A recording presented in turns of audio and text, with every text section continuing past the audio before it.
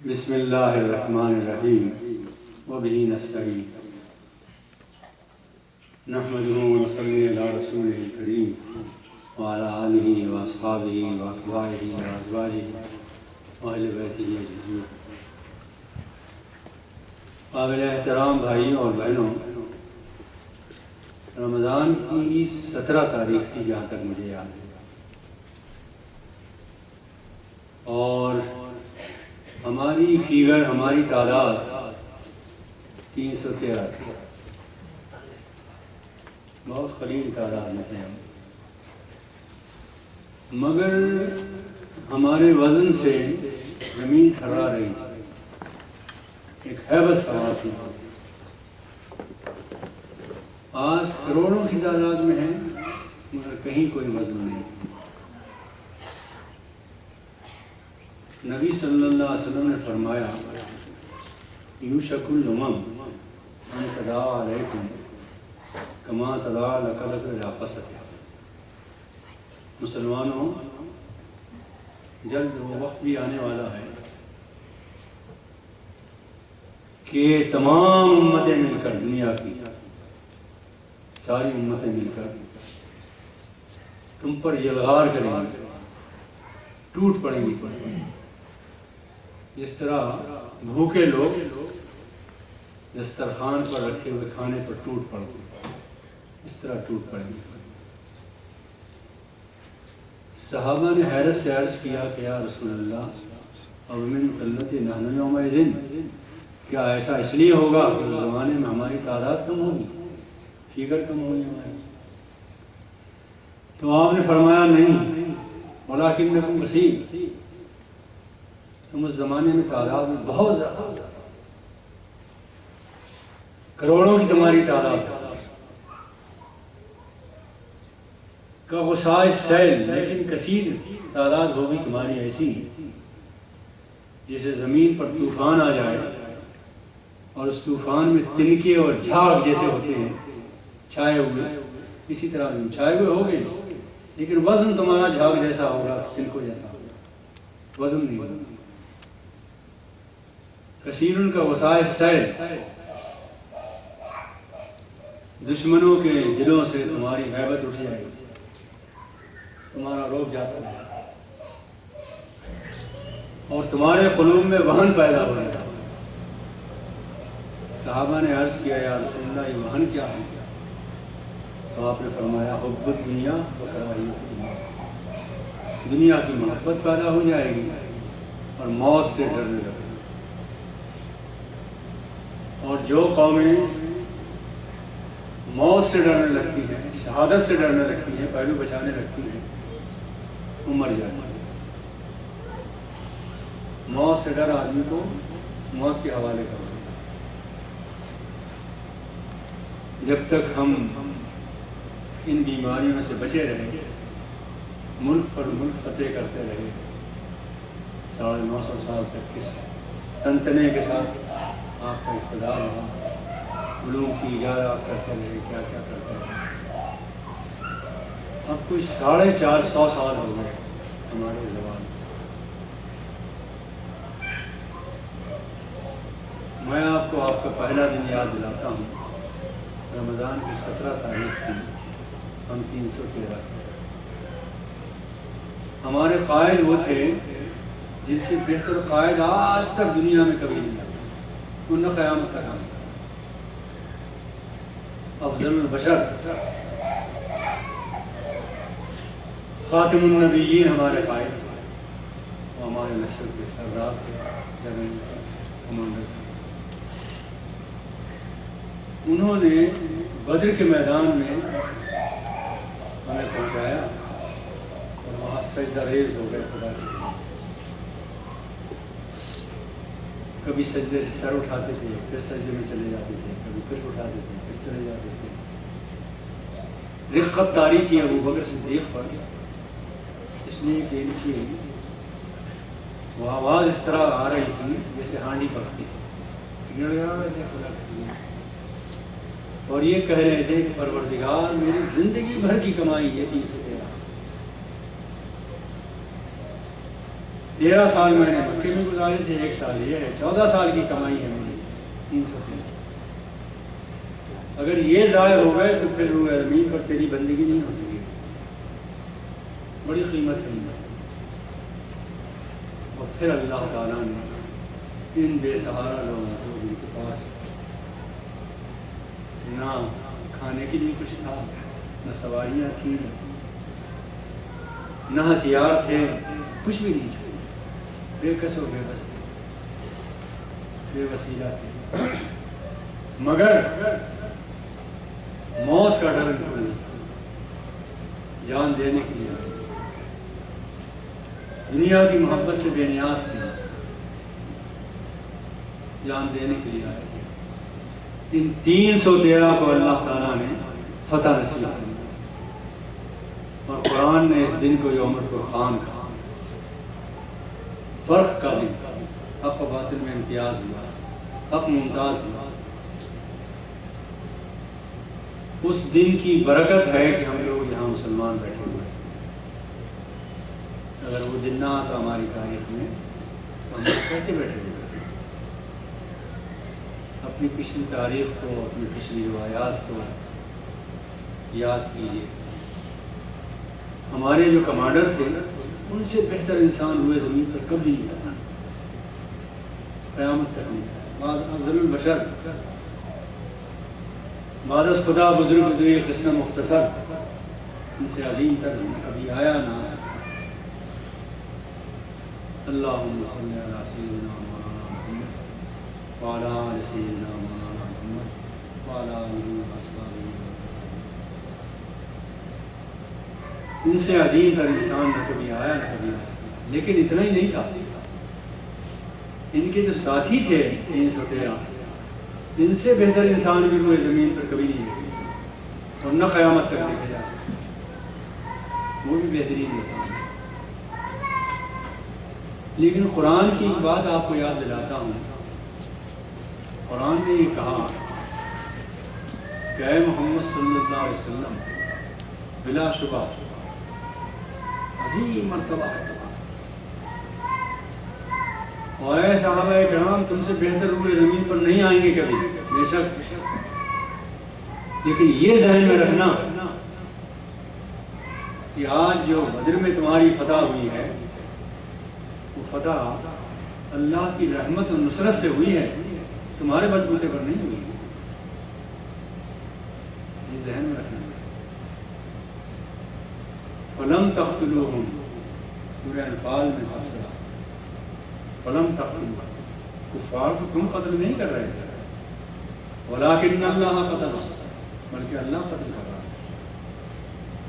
وَمَا رَمَيْتَ إِذْ رَمَيْتَ، اور تیر جو چلا رہے تھے وہ تمہارے تیروں سے نہیں بنے لوگ، وَلَٰكِنَّ اللَّهَ رَمَىٰ، بلکہ اللہ کے تیروں سے، اللہ تیر سے۔ تو میں کہنا یہ چاہ رہا ہوں کہ تاریخ میں جب کبھی بھی مسلمانوں کو فتح ملی ہے، اپنے بلبوتے پر، اپنے ہتھیاروں کی تعداد پر، اپنی کثرت تعداد کی بنیاد پر کبھی نہیں ملی۔ جب فتح ملی ہے، نصرت ملی ہے، اللہ کی نصرت اور رحمت کی بنیاد پر ملی۔ یہ بات دلوں میں جما لیجیے، بڑی قوت ہے اس بات۔ اور اگر اب بھی یقین نہ آئے تو میں ایک اور منظر پیش کرتا ہوں آپ کے سامنے۔ دیکھیے 313 تھے یہاں، اور فتح مکہ جب ہوا ہے تو ہماری تعداد کتنی تھی؟ 10,000۔ نبی صلی اللہ علیہ وسلم کے ساتھ فتح مکہ کے موقع پر جو لوگ گئے تھے وہ 10,000، ہماری تعداد 10,000۔ اور فتح مکہ کے بعد ہوا یہ کہ جوق در جوق لوگ اسلام میں داخل ہوئے، یہ تعداد کتنی ہو گئی اور بڑھائی گئی، اور پھر حجۃ الوداع میں جا کر 1,40,000 ہو گئے۔ تو فتح مکہ کے بعد 1 سال بعد، بلکہ 4-5 مہینے گزرے تھے کہ حنین کی جنگ ہوئی، ثقیف سے حنین کی جنگ۔ یہ کب ہوئی؟ فتح مکہ کے بعد، اور فتح مکہ میں ہم 10,000 کی تعداد میں تھے، تعداد بے پناہ ہو گئی. پھر فتح مکہ تھوڑے دنوں کے بعد لوگ جب جاؤ ایمان لانے لگے لوگ. تعداد بھی ہماری بڑھ گئی, وسائل بھی بڑھ گئے, مکہ فتح ہو گیا, قوت بھی آ گئی, طاقت بھی آ گئی, لشکر بھی بڑھ گیا, وسائل بھی مہیا ہو گئے. لیکن حنین کی جنگ کے بارے میں تذکرہ کیا ہے قرآن نے. وَيَوْمَ حُنَيْنٍ سورہ توبہ میں, وَيَوْمَ حُنَيْنٍ اِذْ أَعْجَبَتْكُمْ كَثْرَتُكُمْ. اور مسلمانوں حنین کی جنگ کو یاد کرو جب تمہیں غرور ہو گیا, گھمنڈ ہو گیا کہ آج تو ہماری بڑی تعداد ہے, ہم تو 313 تھے جب ہمیں کوئی شکست نہیں دے سکا, آج تو ہماری بڑی طاقت ہے, بڑے وسائل ہیں, بڑی سواریاں ہیں, بڑے ہتھیار ہیں. وَيَوْمَ حُنَيْنٍ اِذْ أَعْجَبَتْكُمْ كَثْرَتُكُمْ تمہیں غرور ہو گیا اپنی کثرت. فَلَمْ تُغْنِ عَنْكُمْ کوئی چیز تمہارے کام نہیں آئی. فَلَمْ تُغْنِ عَنْكُمْ شَيْئًا وَضَاقَتْ عَلَيْكُمُ الْأَرْضُ بِمَا رَحُبَتْ اور زمین کشادگی کے باوجود تم پر تنگ ہو گئی. ثُمَّ وَلَّيْتُمْ مُدْبِرِينَ تم پیٹ پھیر کر بھاگ کھڑے. دیکھا منظر, ایک منظر وہ تھا, ایک منظر اللہ کے بھروسے پر جو کچھ بھی ہوتا ہے ہمیں ملتا ہے, اس اللہ کے بھروسے پر پاتے ہیں. یہ پچھلے 60 سال سے 65 سال سے ہماری زندگی کا یہ دور جو ہے یہ آزمائشوں کی انتہا کا دور ہے. پوری دنیا پورے آج کل نظر آ رہی ہے, کوئی سمت ایسی نہیں ہے, کوئی رخ ایسا نہیں ہے, کوئی جگہ ایسی نہیں ہے جہاں ہم پٹ نہ رہے ہوں, ستائے نہ جا رہے ہوں, مظلوم نہ ہوں, یہ سب کچھ. لیکن انہی 60-65 سالوں میں اللہ کے بھروسے پر مسلمانوں میں دین کی طرف رجحان ہوا. چنانچہ ہمارے بچپن میں مسجدوں میں 75% بوڑھے لوگ آتے تھے, 15% 20% نوجوان ہوتے. آج میں ڈنمارک میں سفر کرتا ہوں, اوسلو جاتا ہوں, سویڈن جاتا ہوں, آسٹریلیا جاتا ہوں, جرمن جاتا ہوں, انگلینڈ جاتا ہوں, ہر سینٹر میں 75% ہی نوجوان نسل ہوتی ہے. بہت بڑا فرق. ہندوستان, پاکستان اور بنگلہ دیش میں ہم نے خواتین کو مسجد سے دور رکھا تھا. یہ ہجرت ہوئی, یہاں انگلینڈ گئے لوگ, ادھر آئے, امریکہ آئے, کہاں گئے, ہر جگہ کی مسجدیں عورتوں نے آباد کی. پہنچ رہی ہیں عورتیں, سیکھ رہی ہیں, قرآن کا درس دے رہی ہیں, قرآن سیکھ رہی ہیں. آدھی امت جس کو بالکل ناکارہ معذور بنا رکھا تھا ہم نے, وہ آدھی امت بھی زندہ ہو گئی. اور یہ جو امریکہ میں آپ آئے 60 سال پہلے, اس آمد کے نتیجے میں آپ کو بہت ڈر تھا اس بات کا کہ بچے ہمارے ضائع ہو جائیں. بہت خوف تھا, بھی حقیقت بھی تھی. بہت سے ضائع بھی ہوئے, ایسا بھی نہیں کہ نہیں ہوئے, بہت سے ضائع بھی ہو گئے, تباہ بھی ہو گئے, برباد بھی ہو گئے, یہ بھی ہوا. لیکن خواتین نے سنڈے سیٹرڈے اسکول کی بنیاد ڈالی. ممکن ہے مرد بھی رہے ہوں اس میں شریک, ظاہر ہے کہ ان کے بغیر تو نہیں بنے گی, لیکن سارا صحرا اس کا, بیشتر صحرا اس کا خواتین کے سر میں. اس لیے کہ ہم لوگ نئے آئے تھے امریکہ میں, ڈالروں کی محبت تھی, فکر یہ تھی کہ سیٹ ہوں یہاں, قوت پائیں, ڈالر کمائیں, اپنے آپ کو سیٹ کریں, مضبوط بنائیں, حالت خوشگوار بنائیں, خوشحالی لائیں. یہ سب فکر تھی ہمیں, اور جائز فکر تھی, کوئی ایسی بات بھی نہیں تھی کہ نہیں جائز فکر. لیکن خواتین نے یہ کیا کہ سیٹرڈے اسکول کو قوت پہنچائی, بچوں کو لانا, لے جانا, پڑھانا, پڑھنا. پرنسپل بھی وہی تھی, پڑھاتی بھی وہی تھی, بچوں کو بھی وہی لاتی تھی, لے بھی جاتی تھی. نتیجہ یہ ہے کہ ان اسکولوں میں جو بچے گئے سنڈے اسکول کی سیکھا, پھر وہ پبلک اسکول میں گئے, لیکن وہ ضائع نہیں ہوئے. اور وہ نوجوان آج بھی پرانے آئے ہوئے نوجوان بوڑھوں سے دین کے معاملے میں اچھی ہیں، زیادہ ان کی سمجھ، زیادہ ان کی شعور ہے، زیادہ فکر۔ یہی پبلک اسکول میں انہوں نے سیکھا سکھایا۔ باپ بوڑھے ہو چکے ہیں، سفید بال نکلنا چاہیے، اگر نکلنے دیں وہ کوشش کریں، لیکن نہیں نکلنے دیں۔ نوجوان بچے جو یہیں پڑھے پبلک اسکولوں میں، ان کے چہروں پر سیاہ داڑیاں نہیں دیکھیں گے۔ یہ اللہ کی طرف سے کوئی منصوبہ ہے اس ملک میں، اور اللہ کی رحمت ہے آپ پر، اس لیے کہ آپ اس وقت اپنے سہارے پر، اپنے بلبوتے پر نہیں جی رہے ہیں، اللہ کے سہارے پر کوشش کر رہے ہیں کہ اللہ۔ چنانچہ 79 میں جب مسلمان آئے تھے نیو یارک میں، 28 مسجدیں تھیں۔ اس وقت 283 مسجدیں آباد ہیں، مسلح الگ ہیں۔ لانگ آئیلینڈ کا چھوٹا سا حصہ جو ہے، اس میں ابھی 23ویں مسجد کا افتتاح کر کے آیا ہوں۔ 23 مسجدیں آباد ہیں، اور ہر مسجد کے ساتھ مدرسہ، اسکول وغیرہ وغیرہ وغیرہ۔ اللہ اور اس 60 سال میں، 65 سال میں اس ملک میں جو دین کی اشاعت ہوئی ہے، تعارف ہوا ہے، اسلام کو لوگوں نے پہچانا ہے، وہ اس قدر برکت ہے اس میں کہ آپ حیران ہوں گے کہ صدیوں میں اتنا کام نہیں ہوا جتنا کام اس 60 سال میں ہوا اس معاملے کا، اسلام کے تعلق۔ سچ فرمایا اللہ کے رسول محمد صلی اللہ علیہ وسلم نے، ان سے زیادہ سچا انسان نہ کبھی آیا دنیا میں، نہ کبھی آ سکتا ہے۔ بالکل سچ فرمایا۔ ان کے حوالے سے جب بات کروں، دل کی کھڑکیاں کھول لیں، شک کی اگر کوئی لہر گزر گئی تو ایمان بیکار ہو جائے، ایمان خطرے میں۔ جو کچھ فرمایا 100% حق فرمایا۔ مسلمانوں،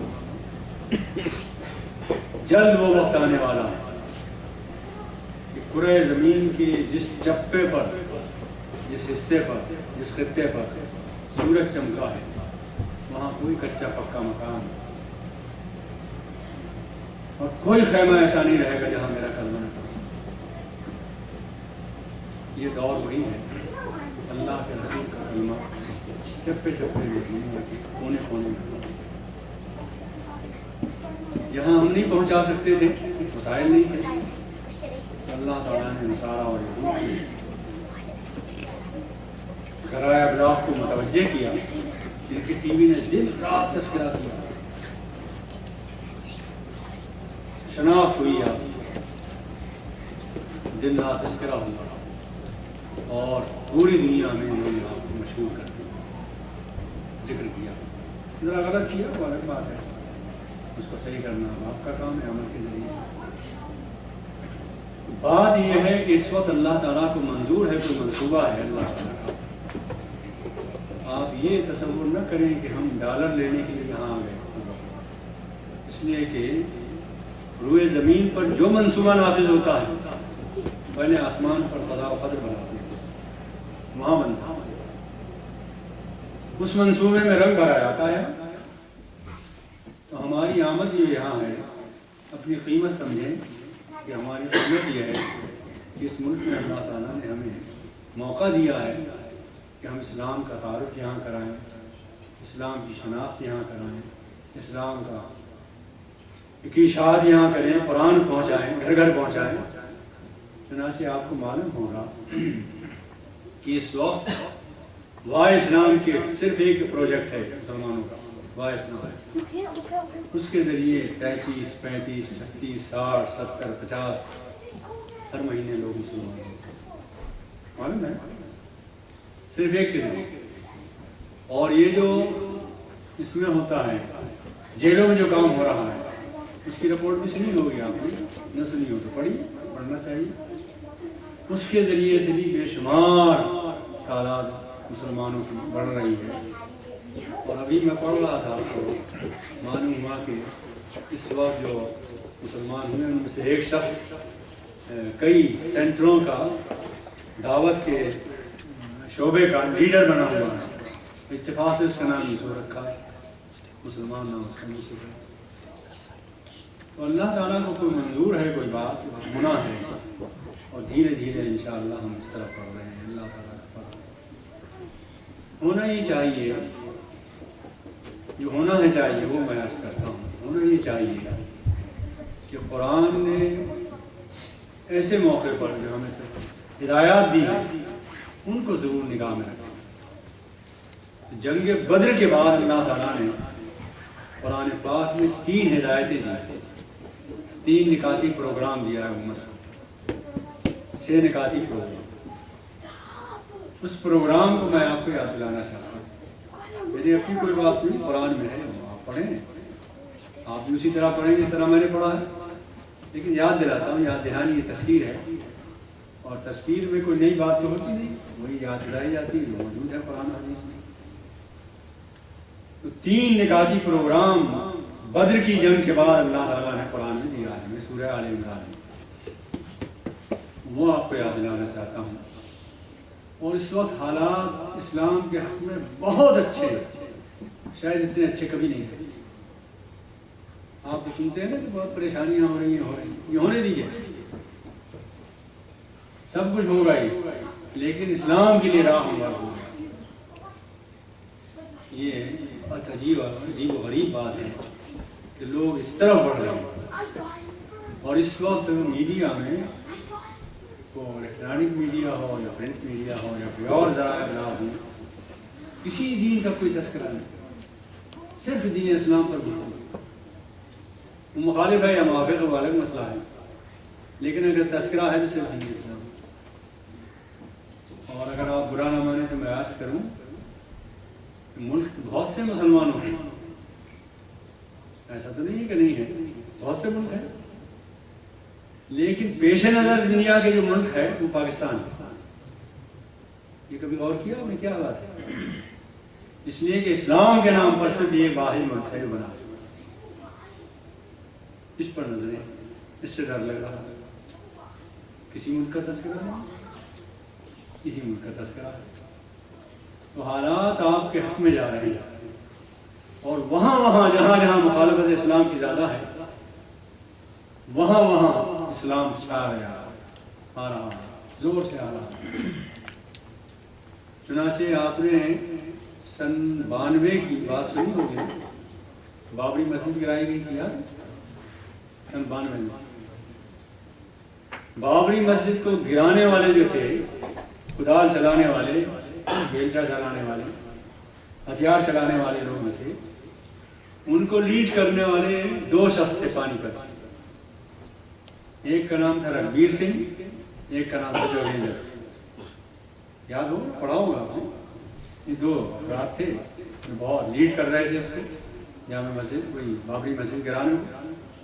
اور بڑے فخر کے ساتھ اس نے جو لکھا ہے رگبیر سنگھ نے، کہ میں بڑے فخر کے ساتھ یہ چاہ رہا تھا کہ جو بڑا گنبد ہے اس پر پہلا کدال میرا پڑے۔ چنانچہ میں نے رات جا کے گزاری مسلمانوں کی چھتوں پر، اور پھر صبح کو پہنچ گیا یہ کاریں نیک کرنے کے لیے، اور میں نے بڑے گنبد پر چلایا، کدال چلایا، اور آخر کار مسجد بابری مسجد گرا دی۔ پڑھا ہوگا تاریخ، سن 92 کی بات۔ اس کے بعد جب یہ واپس گیا ہے پانی پر، یہ سب حرکتیں کر کے، تو اس کے والد ہندو تھے، لیکن وہ مسلمانوں کا قتل عام مشرقی پنجاب کا دیکھ چکے تھے۔ ان کے دل پر بڑا اثر تھا کہ ہم نے غلط کیا ہے، اس کی کوئی آفت آ سکتی ہے، اس طرح اس کا ذہن سوچتا ہے۔ یہ جب گیا ہے بابری مسجد گرا کر، باپ نے یہ کہا کہ بیٹے اب اس گھر میں تم رہو گے یا میں رہوں گا، خدا کے گھر گرانے والے کے ساتھ میں نہیں رہ سکتا، الگ تھا ہی۔ اور پھر اسی غم میں 3-4 سال میں انتقال ہو گیا، یہ غم کھا گئی اس کو۔ یہ گھر سے چلا گیا تھا رگبیر سنگھ، باہر رہنے لگا، کہیں ادھر ادھر گھومتا پھرا، مارا پھرا۔ جب یہ انتقال ہوا اس کا، رگبیر سنگھ کے والد کا، تو یہ آیا ماں سے ملنے کے لیے، ماں سے ملاقات کی، تو ماں نے کہا تو کیوں آیا ہے کم وقت، تو نے فرشتے جیسے باپ کی جان لے لی تھی، اسی غم میں مر گئے۔ پھر بہت رویا، اس نے کہا کہ پھر ماں میں کیا کروں، میرا دل خود بھی بہت گھبراتا ہے، اور میں بہت پنڈتوں سے ملا، اس سے ملا بات بنتی نہیں بات۔ تو ماں نے اسے مشورہ دیا کہ جاؤ کسی مسلمان عالم سے ملو۔ پھر گیا مسلمان عالموں کے پاس، تو انہوں نے کہا تم نے گناہ اتنا بڑا کیا ہے کہ میں سکون تو اب نہیں مل سکتا، خیر مسلمان ہو گیا۔ اس کا نام رکھا گیا ہے عامر، یاد ہے پڑھا ہوگا، عامر نام ہے۔ مسلمان گھرانے میں شادی ہوئی اس کی ماں بھی مسلمان ہے، اس وقت یہ بھی مسلمان ہے، خاندان کے لوگ بھی مسلمان۔ دوسرا جو جوگیندر جو تھا، جو اس کا ساتھی تھا، اس نے بھی گرائی تھی مسجد، وہ پاگل ہوا، دماغ خراب ہو گیا، ننگا رہنے لگا، اور جنسی حملہ ہوتا تھا اس پر، کسی کو بھی چپٹ جاتا اور بالکل کپڑا پہنا دیتے تھے ماں باپ، پھر پھاڑ دیتا، بالکل ننگا رہنے لگا، زنجیروں میں باندھ دیا گیا۔ بہت سے پنڈتوں کو دکھایا ماں باپ نے، اس لیے باپ بہت مالدار آدمی تھا کہ اپنا تھا بیٹا تھا، باپ غمگین تھا بہت، دکھایا پنڈتوں کو، اس کو کوئی علاج نہیں ہوا۔ آخر کار کسی نے بتایا کہ پانی پت میں کوئی عالم ہے مسلمان، ان کے پاس لے جاؤ۔ وہاں لے گئے، زنجیروں میں باندھ کے اور ننگا بالکل لے گئے۔ وہاں جب پہنچے تو انہوں نے کہا کہ بھائی میں کیا کر سکتا ہوں، اس نے جرم اتنا بڑا کیا ہے کہ اس کی وجہ سے پاگل ہو گیا ہے، توبہ کرو اللہ تعالیٰ سے۔ تو اس نے کہا جوگیندر کے والد نے کہ میں تو مسلمان ہو جاؤں گا، میرا بچہ ٹھیک ہو جائے، کوئی ایسی علاج کرو، اور آپ دعا کر دیجیے اللہ تعالیٰ سے۔ چنانچہ یہ عالم دین جو تھے مسجد میں پہنچے، مقتدیوں کو بلایا، سب نے دعا کی۔ دعا کے بعد جب باہر نکلے تو جوگیندر کے والد پگڑی باندھے ہوئے تھے سفید، یہ ننگا تھا۔ تو جب دعا کر کے باہر نکلے عالم بھی اور مسلمان بھی مسجد سے، تو اس جوگیندر نے اپنے باپ کی پگڑی کھینچ لی، کھینچ کے اور اپنے لپیٹ لی۔ اس کے بعد باپ جانے لگے، وعدہ کیا تھا کہ میں مسلمان ہو جاؤں گا، تو اسلام لانے کے لیے مسجد جانے لگے۔ تو جوگیندر نے پوچھا ابا کہاں جا رہے ہیں؟ کہا مسلمان ہونے جا رہا ہوں۔ کہا پہلا تو میں مسلمان ہوں، میں بھی چل رہا ہوں۔ یہ بھی آج مسلمان ہے، اس کا باپ بھی مسلمان ہے، اس کی ماں بھی مسلمان ہے۔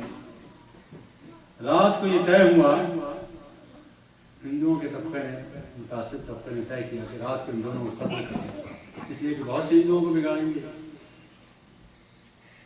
کسی مسلمان نے جو اس میں شریک تھا یا کسی ہندو نے جو شریک تھا، لا کے اطلاع کر دی کہ بھائی تمہارے قتل کا فیصلہ ہو چکا ہے، رات کو حملہ ہوگا۔ یہ راتوں رات وہاں سے نکلا ہے۔ اس وقت جوگیندر کی شادی دہلی کے ایک مسلمان گھرانے میں ہوئی، اور وہیں دہلی میں ان کا کارخانہ ہے، دہلی میں رہ رہے ہیں، یہ مسلمان خاندان ہے۔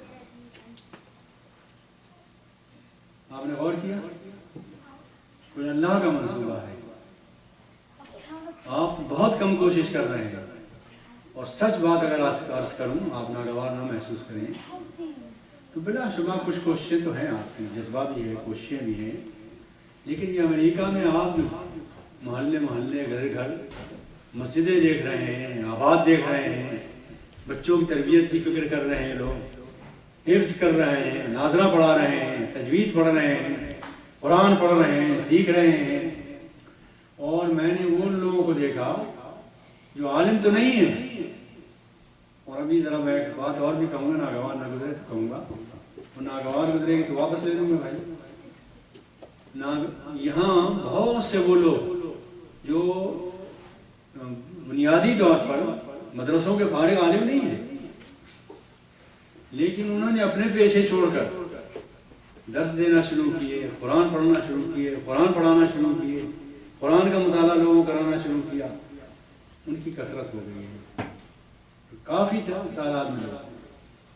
ابھی ہوسٹن سے میں آیا، وہاں ایک صاحب قاضی صاحب ہیں، جانتے ہوں گے آپ، نہ وہ عالم ہے، نہ فاضل ہے، نہ ہر مہینے ان کے یہاں نو مسلم جو کچھ ہوتے ہیں ان کی دعوت ہوتی ہے، عید ملن کی پارٹی ہوتی ہے، اس میں نو مسلم آتے ہیں اور ہر مہینے بھی دعوت ہوتی ہے، اور جو نو مسلم ہوتے ہیں ان کو سکھاتے پڑھاتے بھی ہیں، درس قرآن بھی ہوتا ہے، یہ بھی ہوتا ہے، وہ بھی ہوتا ہے۔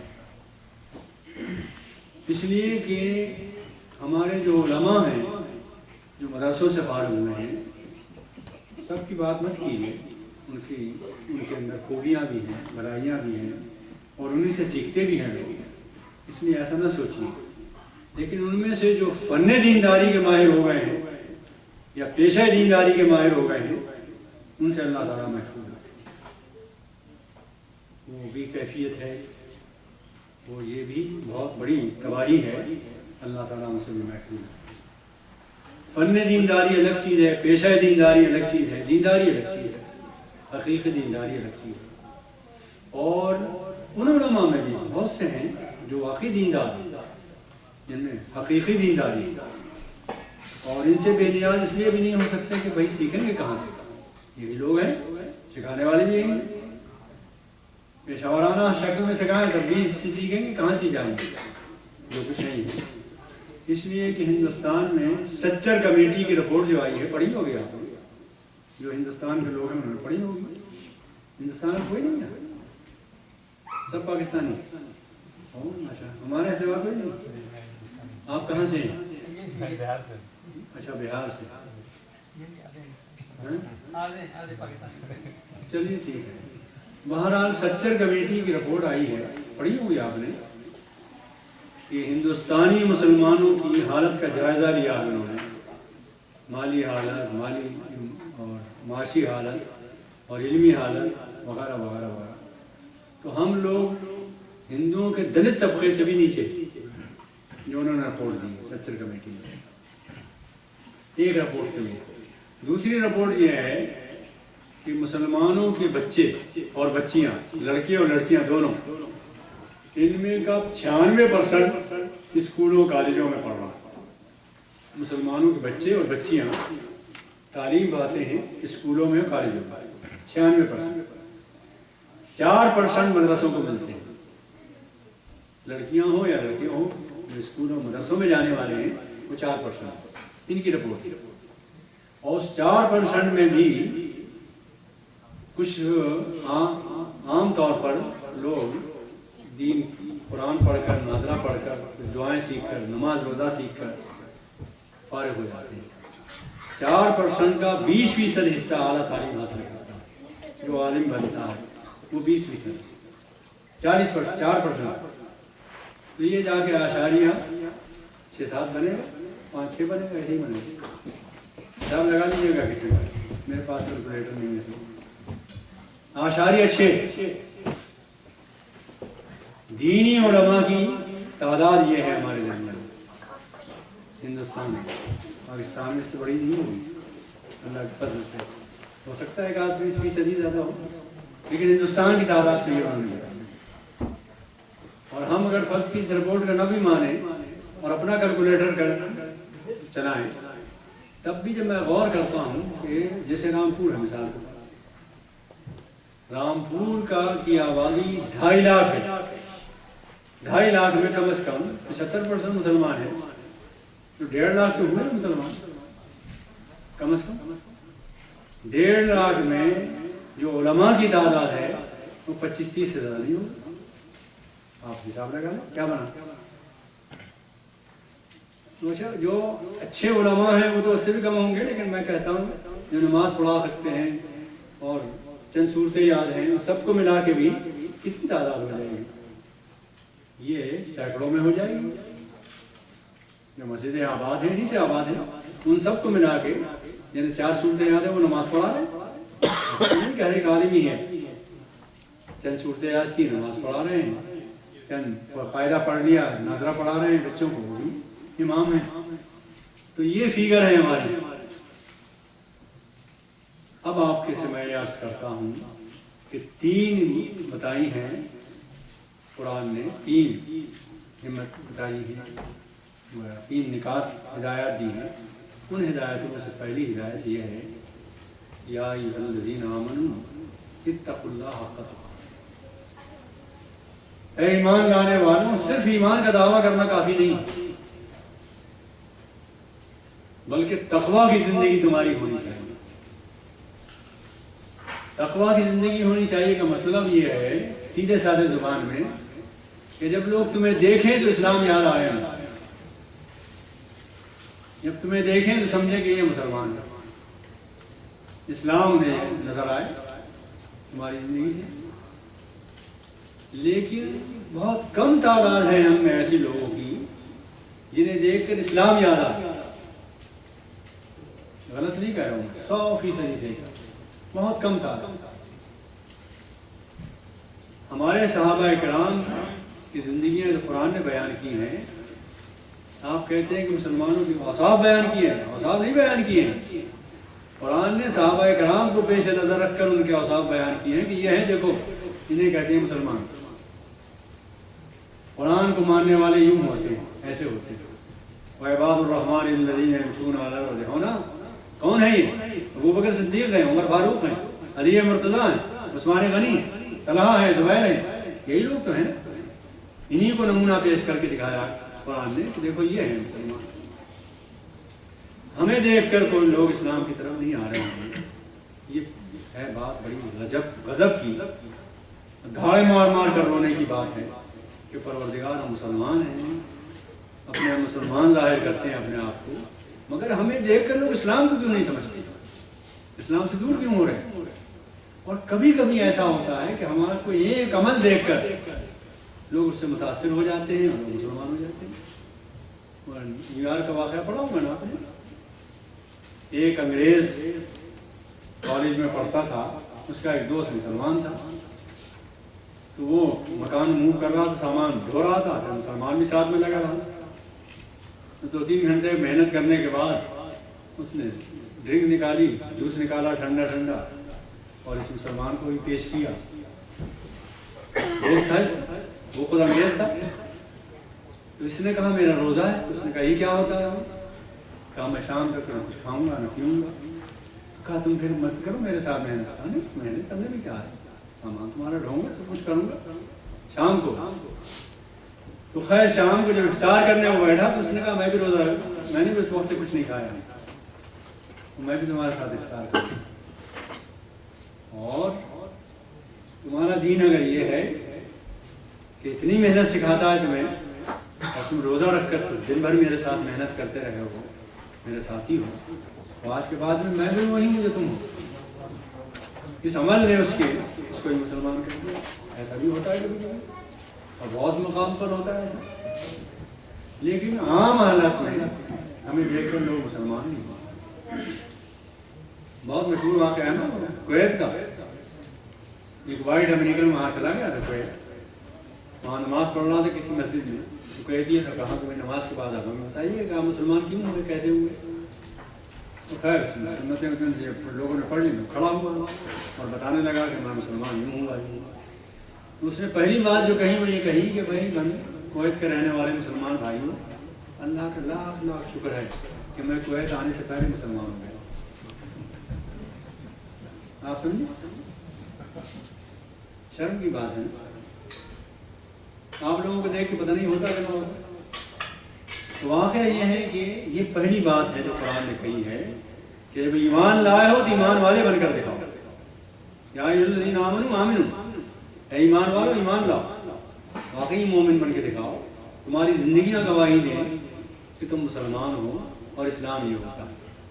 حضرت عائشہ صدیقہ رضی اللہ تعالیٰ عنہ سے پوچھا صحابہ کرام نے کہا یا امیر المومنین، ام المومنین، نبی صلی اللہ علیہ وسلم کے اخلاق کیسے ہیں؟ تو آپ نے فرمایا کہ قرآن نہیں پڑھا تم نے، ایک لکھا ہوا قرآن ہے، چلتا پھرتا قرآن ہے، قرآن میں بیان کیا گیا ہے، نبی صلی اللہ علیہ وسلم کو دیکھو وہی قرآن ہے۔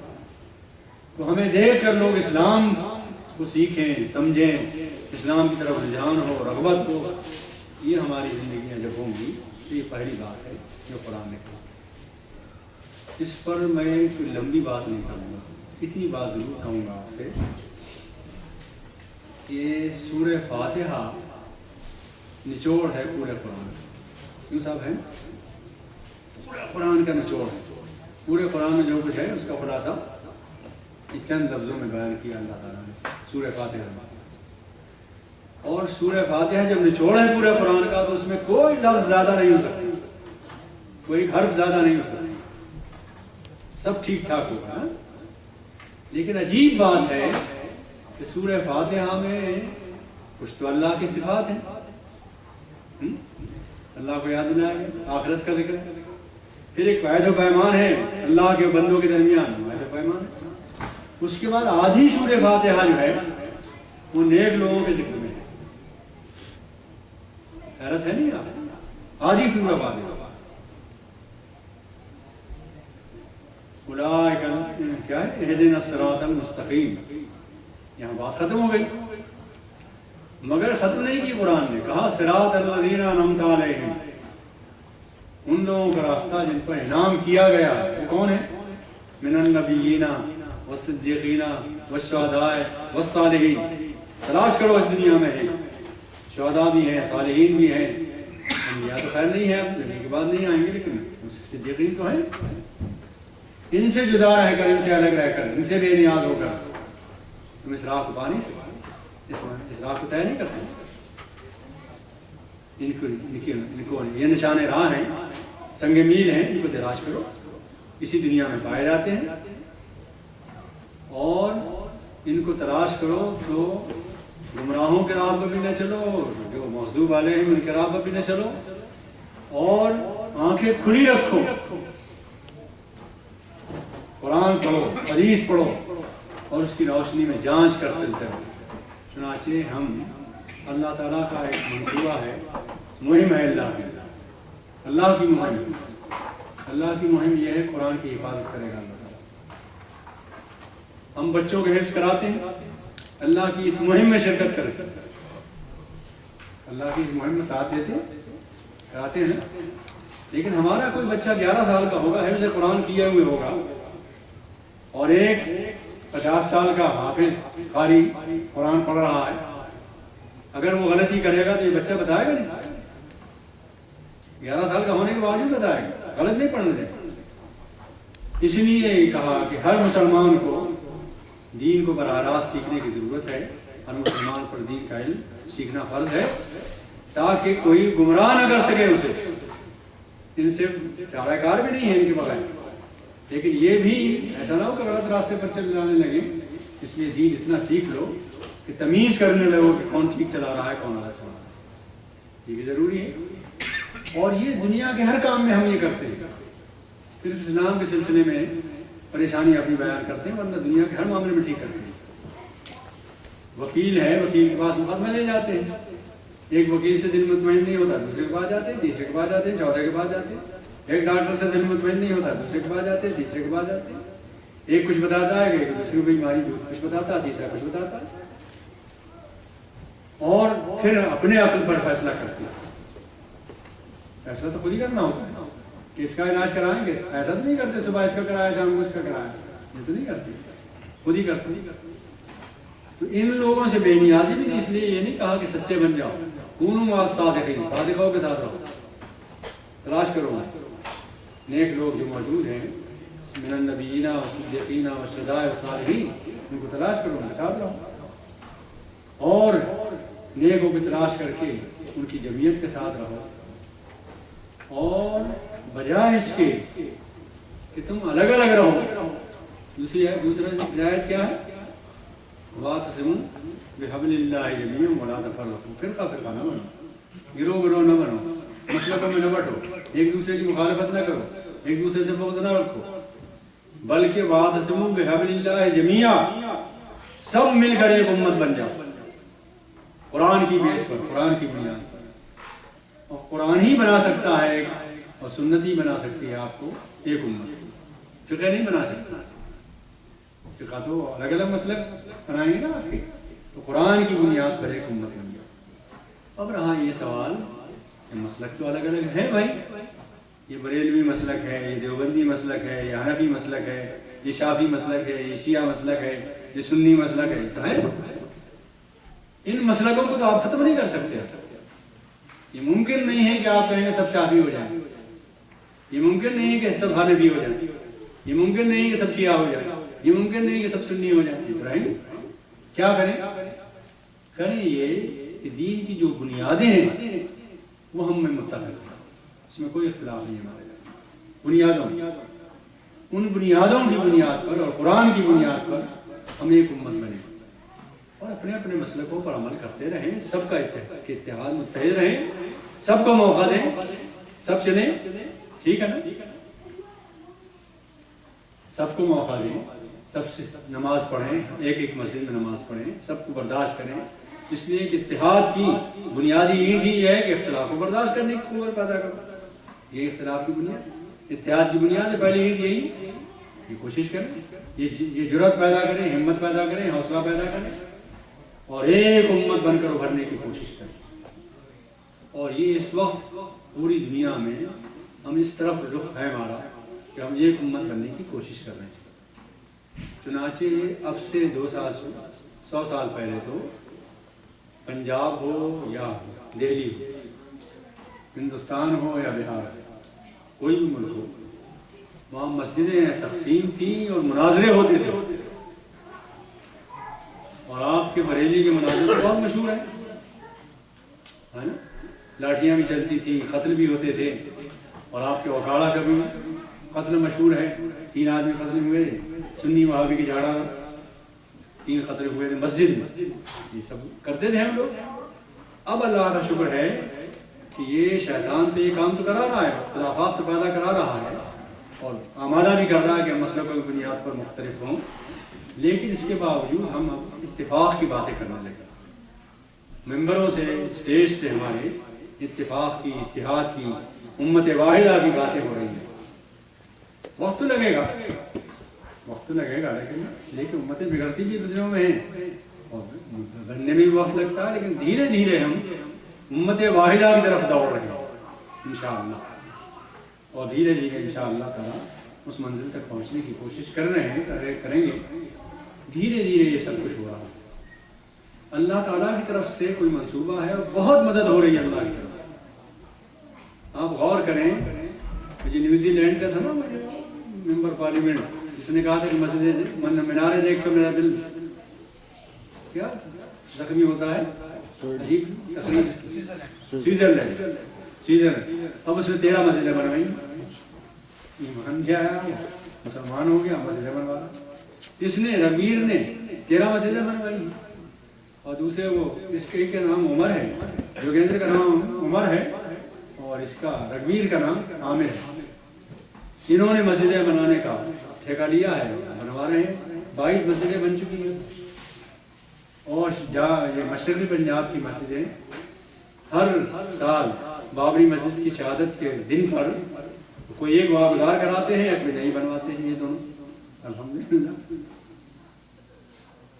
ہاں ہے یہاں فتنہ تاتار کے افسانے سے پاسماں مل گئے کعبے کو صنم خانے. اقبال کا شعر ہے. اور یہ جس وقت یہ تاتاریوں نے ہم پر حملہ کیا تھا، اور وہ تاریخ بھی ہماری بڑی دلدوز تاریخ ہے، پڑھیں اسے کبھی تو طبیعت بجھنے لگتی ہے. جیسے آپ کی مشرقی پاکستان کی یہ تاریخ ہے نا، بعض لوگوں نے لکھی ہے، پڑھی نہیں جاتی، اتنا درد ہوتا ہے، تکلیف ہوتی ہے. اسی طرح یہ جو بغداد کے سقوط کی تاریخ ہے اور تاتاریوں کی ظلم کیا تھا ہم پر، ہم بالکل ہوش اڑ گئے تھے، ہمارے بزدل ہو گئے. ایک تاتاری بچہ کہتا تھا نوجوان سے ہمارے کہ سر یہ کھڑے رہنا، مسل پتھر لا کے سر کو تو مت مارا. وہ کھڑا رہتا، پڑھا ہوا تاریخ میں آپ. بہت برا حال تھا، اتنا برا حال تو آج نہیں ہے. لیکن اللہ تعالیٰ نے پھر وہ یاد ہوگا رشید الدین صاحب اور جلال الدین صاحب جو 2 بزرگ تھے ہمارے. اور یہ کیا نام تھا اس کا، شہزادہ جو تھا نا تاتاریوں کے شہزادہ، شکار پر گیا تھا. وہاں سے جلال الدین صاحب ملے تھے، ایک درخت کے نیچے بیٹھے جنگل میں، پیر پھیلائے ہوئے بیٹھے تھے. اس نے پوچھا تاتاری نے کہ تم یہاں بیٹھا ہے؟ میں نکلا ہوں شہر شکار کو، اور میری فوج میں کیوں نہیں شریک ہوا؟ تو بڑے میاں نے جواب دیا کہ مجھے کیا معلوم، میں تو نہیں جانتا آپ کو، میں تو فقیر آدمی جنگل میں پڑا ہوا ہوں. تو اس نے تاتاری شہزادے نے غصے میں آ کر کہا اس بڑے میاں سے، بزرگ تھے ہمارے، شاہ ولی اللہ میں سے تھے، پوچھا کہ تو بہتر ہے کہ میرا کتا بہتر ہے؟ پوچھا ان سے بزرگ سے. انہوں نے جواب دیا کہ اگر میں اپنے رب کا اطاعت گزار ہوں، فرما بردار ہوں، تو تیرے کتے سے اچھا ہوں، اور اگر اپنے رب کا فرما بردار نہیں ہوں تو تیرے کتے سے بدتر ہوں. شہزادے کے دل کو بات لگ گئی کہ تمہارا رب کون ہے؟ انہوں نے تعارف کرایا اللہ تعالیٰ کا. اس نے کہا کہ اب اگر میں مسلمان ہوتا ہوں اس وقت تو میں اکیلا ہوں، میرے باپ بیمار ہیں اور تھوڑے دنوں کے بعد مجھے گدی ملنے والی ہے. اس وقت اگر تم آ گئے تو میں مسلمان ہو جاؤں گا. چنانچہ یہ تو انتقال کر گئے، اپنے بیٹے کو یہ کہے گا کہ یہ تخت پر بیٹھے تو تم جانا ہوگا، اپنا یہ واقعہ بتانا. چنانچہ یہ تو انتقال کر گئے، ان کا بیٹا جوان ہوا، وہ تخت پر بیٹھا. فروخ نام کیا تھا اس کا یاد نہیں رہا، ابھی یاد آ جا کے چلے. شہزادے کا نام بھی یاد تھا مجھے، تاتاری بچہ تھا. خیر یہ بزرگ بار پہنچے وہاں، تو اب کون جانے دے ان کو محل میں. تو انہوں نے یہ ترکیب کی کہ پیچھے کی طرف سے آ کے ان کے محل کے پچھواڑے فجر کی اذان دی انہوں نے. فجر کے بعد وہ گرفتار کر لایا فوجی کہ ڈسٹرب کر رہا. تو انہوں نے کہا تم کیوں چیخ رہے تھے میرے نیند پر؟ تو انہوں نے پورا واقعہ سنا. اس وقت یہ تاتاری شہزادہ مسلمان ہوا اور اس دن 1,00,000 لوگ مسلمان ہوئے. پڑھا نا تاریخ میں اسی پر یہ اقبال کا شعر ہے، آیا کتنے تاتار کے افسانے سے آسمان مل گئے کعبے خانے سے. اسی واقعے کی طرف جا رہا. تو یہ اس وقت اللہ کا کوئی منصوبہ ہے، اور ہم تو کمزور ہیں، لیکن یہ کہ جس کا دین ہے وہ بہت